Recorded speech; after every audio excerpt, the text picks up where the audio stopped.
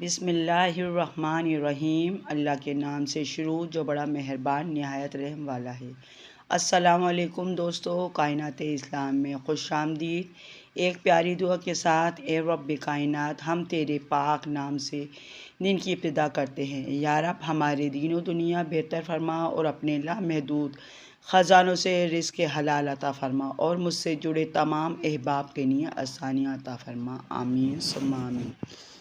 محترم ناظرین، کیا آپ کو معلوم ہے کہ بادشاہ کے دل میں یہ آیا کہ صحیح کام کرنے کا صحیح وقت کیا ہے، اور وہ کون سے لوگ ہیں جن کی مجھے سخت ضرورت ہے، اور وہ کون سے معاملات ہیں جن پر فوری توجہ دینی چاہیے؟ یہ جاننے کے لیے ویڈیو کو مکمل دیکھیے۔ چلیں شروع کرتی ہوں۔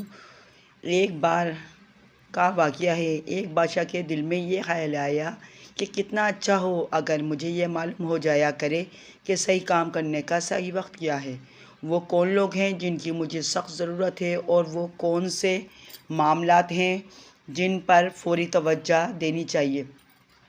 دل میں خیال آنے کی ہی بادشاہ نے اپنی پوری سلطنت میں اعلان کرا دیا، جو شخص ان 3 سوالوں کے مطمئن کر دینے والے جواب دے گا، اس کو انعام اکرام سے مالا مال کر دیا جائے گا۔ سلطنت کے بڑے بڑے عالم و فاضل، شاعر و ادیب، فلسفی اور ذہین و عقل مند لوگ بادشاہ کی خدمت میں اپنے اپنے جواب لے کر حاضر ہوئے، لیکن کوئی بھی شخص بادشاہ کو اپنے جوابات سے مطمئن نہ کر سکا۔ آخر کار بادشاہ نے طے کیا کہ وہ اس بزرگ سے درویش کی خدمت میں حاضری دے گا جو ایک سنسان جنگل میں رہتا ہے اور صرف عام آدمیوں سے ہی ملاقات کرتا ہے۔ بادشاہ نے اس درویش سے ملاقات کرنے کی غرض سے عام آدمیوں والے کپڑے پہنے اور اس کی معمولی سی جھوپڑی سے کچھ دور ہی اپنے گھوڑے سے اترا اور اپنے سپاہیوں کو چھوڑ کر اس سے ملنے کے لیے آگے چل دیا۔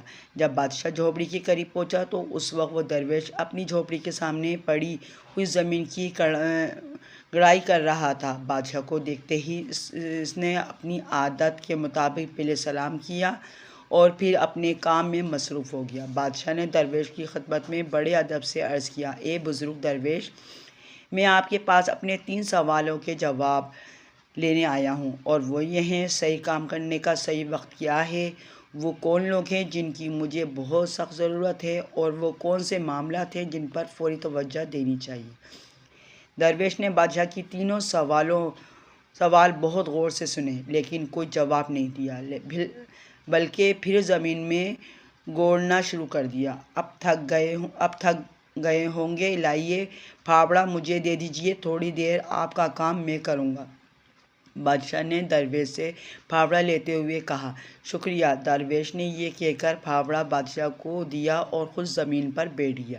جب بادشاہ دور کے ایریا گھوڑ چکا تو اس نے پھر اپنے سوال دہرائے، لیکن درویش نے پھر بھی کوئی جواب نہیں دیا، بلکہ وہ اٹھ کھڑا ہوا اور بادشاہ سے پھاوڑا لینے کے لیے اپنے ہاتھ بڑھاتے ہوئے صرف اتنا کہا، اب تم مجھے تھوڑا کام کرنے دو۔ لیکن بادشاہ نے درویش کو پھاوڑا نہیں دیا اور زمین کی گڑائی کرتا رہا۔ اس طرح وقت گزرتا گیا، دھیرے دھیرے شام ہو گئی۔ انجام کار بادشاہ نے زمین پر آخر پھاوڑا مارتے ہوئے کہا، بزرگ درویش، میں آپ کے پاس اپنے 3 سوالوں کے جواب لینے آیا تھا، اگر آپ میرے سوالوں کے جواب نہیں دے سکتے تو کہہ دیجیے تاکہ میں اپنے گھر لوٹ جاؤں۔ بزرگ نے جواب دینے کے بجائے پیچھے مڑ کر دیکھا اور وہ بولے، دیکھو کوئی آدمی ادھر بھی بھاگا ہوا آ رہا ہے، آؤ دیکھیں وہ کون ہے۔ بادشاہ نے اپنے پیچھے مڑ کر دیکھا، ایک آدمی جنگل سے جھوپڑی کی طرف بھاگا آ رہا ہے۔ وہ شخص اپنے ہاتھوں سے اپنا پیٹ دبائے ہوئے ہے اور خود اس کے ہاتھوں کے نیچے سے بہہ رہا ہے، خون اس کے ہاتھوں کے نیچے سے بہہ رہا ہے۔ جھوپڑی کے قریب آ کر وہ شخص کرہاتا ہوا بادشاہ کے پاس آیا اور زمین پر گر کر بے ہوش ہو گیا۔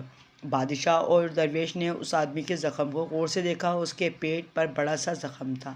بادشاہ نے جہاں تک ہو سکا اس کے زخم کو اچھی طرح صاف کیا اور اس پر اپنے رومال اور درویش کی انگوٹھی سے پٹی باندھی۔ بڑی مشکل سے اس کا خون بہنا بند ہوا۔ اب سورج ڈوب چکا تھا، ٹھنڈک بھی بڑی چلی تھی۔ اس نے بادشاہ نے درویش کی مدد سے زخمی کو جھوپڑی کے اندر پہنچا دیا اور اس کو چارپائی پر لٹا دیا۔